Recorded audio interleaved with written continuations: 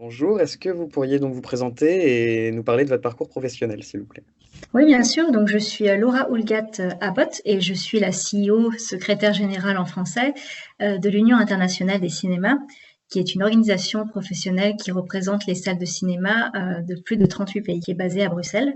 Je suis en poste depuis 2017, août 2017 maintenant, et j'ai rejoint en fait l'UNIC tout d'abord comme conseillère juridique, je te cherche un peu les mots en français, voilà, comme policy advisor. Et avant ça, j'ai travaillé donc pour la Fédération des éditeurs européens, donc pareil, une organisation professionnelle qui représentait les éditeurs de livres. J'ai travaillé pour le prix de l'Union européenne de littérature, donc qui est un prix qui est co-organisé par la Commission européenne. Et avant ça, pour le British Council aussi également à Bruxelles. Voilà. Et moi, mon parcours académique, j'ai fait Sciences Po à Strasbourg. Voilà, j'ai passé une année en Irlande où j'ai travaillé pour le service culturel de l'ambassade de France. Est-ce que vous pourriez donc nous présenter l'UNIC et surtout ses actions? Donc l'UNIC, c'est donc une organisation professionnelle qui représente donc les salles de cinéma, donc les exploitants à travers l'Europe. Donc on représente à la fois des associations nationales, donc comme la Fédération nationale des cinémas français, donc la FNCF, mais on représente aussi des exploitants directement, donc comme Pathé, comme UGC, etc. Et le but en fait de l'UNIC, c'est vraiment de porter la voix des exploitants au niveau européen, donc que ça soit auprès des institutions européennes sur toute une variété de dossiers dont on pourra parler un peu plus tard, mais aussi également auprès de nos partenaires en fait dans l'industrie, dans le monde du cinéma, donc que ça soit la production, la distribution, voilà. Donc c'est vraiment parler d'une seule voix autant que possible sur tous les sujets qui peuvent toucher à l'exploitation et qui peuvent être très divers et variés. Donc on peut parler du droit d'auteur bien évidemment, on peut parler de tout ce qui est réglementation audiovisuelle, on peut parler aussi de tout ce qui affecte par exemple la vente de boissons et de nourriture, voilà, c'est des sujets comme ça. Et bien évidemment, comme vous pouvez l'imaginer, avec le Covid, ça nous a un peu changé notre programme de travail. Mais une des choses aussi que l'UNIC fait beaucoup, c'est vraiment célébrer la salle de cinéma. Voilà, donc on organise aussi beaucoup d'événements, que ça soit à Bruxelles, donc justement pour inviter les gens à venir voir des films quand on a le droit dans les salles de cinéma.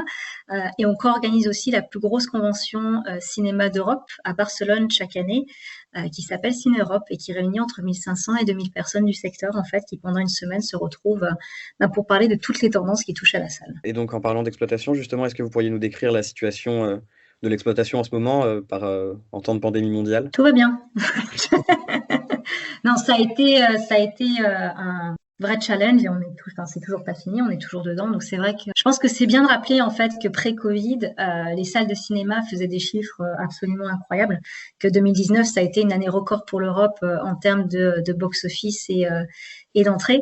Donc si mes souvenirs sont bons, on était à plus de 8 milliards d'euros en tout cas de recettes. Donc ce qui n'est pas négligeable. Donc voilà, c'était vraiment une industrie en plein boom. Et c'est vrai que la crise du Covid-19 a vraiment coupé la salle dans son élan parce qu'on a eu à souffrir des mois et des mois de fermeture à travers l'Europe.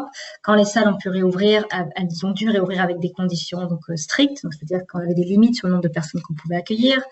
On a aussi eu dans certains pays, enfin dans pas mal de pays d'ailleurs, des soucis sur les films qu'on pouvait montrer. Voilà, on avait quand même un shortage en tout cas de films qui sortaient. Ça c'est voilà, ça s'est un peu résorbé dans certains pays. On a quand même eu des titres surtout locaux et européens qui ont attiré du public. Là on est vraiment sur une année 2020. On a une perte de box-office de plus de 6 milliards d'euros. Voilà, on est en moyenne à moins 70% par rapport à 2019. On a un début d'année qui est pas facile parce qu'on a une grosse majorité des salles en Europe qui est toujours fermée parce que la plupart des pays sont encore dans cette espèce de confinement. On attend les dates de réouverture effectivement des salles. Mais voilà, la situation est assez complexe.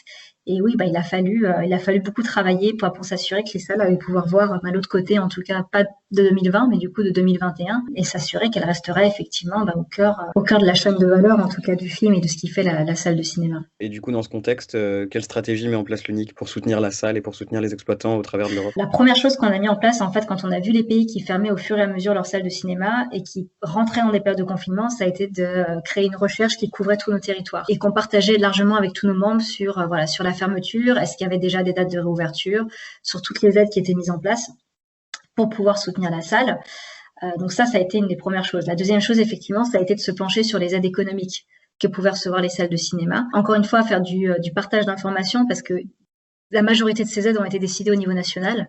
Donc que ce soit des aides à l'emploi, que ce soit des aides pour compenser les pertes d'exploitation sur une certaine période, que ce soit les aides aux coûts fixes comme le loyer. Voilà, c'est vrai que souvent on oublie que les salles de cinéma elles ont des coûts fixes qui sont très élevés et c'est pas parce qu'on est fermé qu'on doit plus les payer.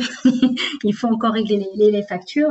Donc voilà, ça on a fait aussi un gros partage d'informations parce que c'était très utile pour nos membres de pouvoir ensuite aller auprès de leur gouvernement et de dire voilà ce que fait tel pays pour soutenir leur salle. C'est quelque chose dont vous pourriez vous inspirer. Donc on s'est beaucoup penché sur les aides d'État. Au niveau européen, on a beaucoup travaillé sur le Next Generation EU, donc ce nouvel instrument qui doit donner justement du cash flow aux États membres pour pouvoir les aider à soutenir leur économie dans les années qui arrivent. On s'est penché sur tout ce qui était fonds régionaux, donc fonds de cohésion, enfin vraiment voilà, tout ce qui pouvait aider la salle de cinéma dans tous ces aspects, en tout cas au niveau financier. Continuer à rappeler aussi aux gens que la salle était là. Aussi, quand on a eu cette période un peu de réouverture, en tout cas en été, on a échangé beaucoup d'informations sur toutes les conditions sanitaires. Quelles étaient les mesures que les cinémas mettaient en place et qui fonctionnaient, le ressenti des publics, rassembler des chiffres d'admission, donc notamment quand on a eu des nouvelles sorties de films, et qui montraient que les gens avaient envie de revenir au cinéma. Ça, c'est quelque chose qu'on a vraiment célébré parce qu'on a vraiment vu dans des pays comme le Danemark ou la Hollande, où on a eu des nouveaux titres qui étaient assez forts, les gens sont revenus en même proportion qu'en temps pré-Covid. Ce qui était assez impressionnant, sachant qu'on était à des capacités de 50% des salles. Voilà, donc on avait quand même des chiffres qui étaient voilà, que nous on voulait en tout cas partager. Continuer effectivement à représenter la salle de cinéma auprès de l'entièreté du secteur, aussi auprès des studios, voilà, avec des décisions qui ont été faites sur la chronologie des médias en temps de crise, et rappeler que ça ne doit pas devenir une règle, que ça ne doit pas servir de benchmark en tout cas une fois qu'on sera sorti de la crise. Ça c'est quelque chose qui est essentiel pour nous en tout cas, de rappeler que vu que les gens ont été enfermés pendant un an, la première chose qu'ils vont avoir envie de faire, c'est probablement pas de rester à la maison pour regarder un film. Ça va aussi être de sortir et d'aller au cinéma. Donc voilà, on a vraiment couvert tout ça. On a organisé aussi pas mal d'événements en ligne. On a participé à des événements en ligne. On a vraiment porté la voix des exploitants. Et il y a tout ça aussi sur notre site. On a aussi fait quelque chose que j'ai trouvé vraiment très chouette, qui montrait, je pense, combien les cinémas sont aussi impliqués dans la vie locale. Donc là où ils sont implantés, c'est qu'on a eu des centaines et des centaines d'initiatives quand les cinémas étaient fermés pour rester en contact avec leur public. Et alors ça il y a eu des quiz en ligne, il y a eu des concours, on a aussi des cinémas qui ont redistribué leurs concessions, donc leurs food and beverages, parce que ça allait périmer, donc voilà, qu'ils les ont distribués aux communautés locales. Et on a ça aussi sur notre site, et ensuite toutes les campagnes qui ont été mises en place à la réouverture. Donc, voilà, en France on avait tous au cinéma, mais on a eu des campagnes équivalentes dans pas mal de pays européens, et ça c'est aussi quelque chose qu'on a partagé et soutenu.